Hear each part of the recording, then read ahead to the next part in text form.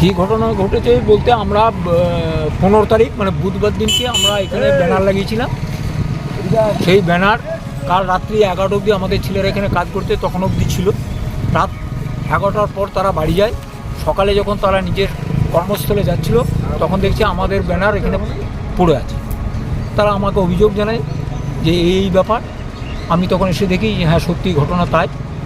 তো আমি তো যথারীতি প্রশাসনের কাছে খবর নিলাম ব্যাপারটা কী আছে। তো ওনারা বলছেন হ্যাঁ নির্বাচন কমিশনের লোক এসেছিলো, তারা এসে খুলে দিয়ে গেছে।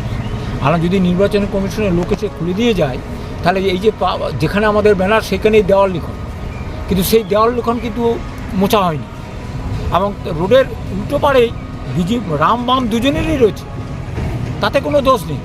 ঠিক আছে, যদি সেটাই হয়ে থাকে আমরা ওই রাম বামের মাঝে আমরা ঢুকবো, কারণ আমাদের লড়াই রাম বামের এগেনস্টেই চলেছে। এখন ফেস্টুন ছিঁড়ে তো নির্বাচনে কোনো ফলের পার্থক্য করা যায় না, কিন্তু এগুলো সব উস্কানিমূলক প্ররোচনামূলক সব কার্যকলাপ, এগুলো অবাঞ্ছিত। এবং আমরা বারবার আমাদের সহকর্মীদের অনুরোধ করেছি এই ধরনের কোনো উস্কানিতে এগুলো ফাঁদ, এতে যেন পা না দেয়।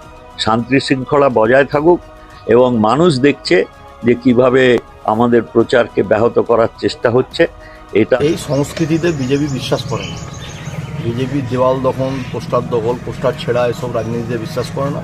আমরা মানুষের মন দখলে বিশ্বাসী। তাই আজকে সারা ভারতবর্ষে 19টা রাজ্যে ভারতীয় জনতা পার্টি ক্ষমতায়।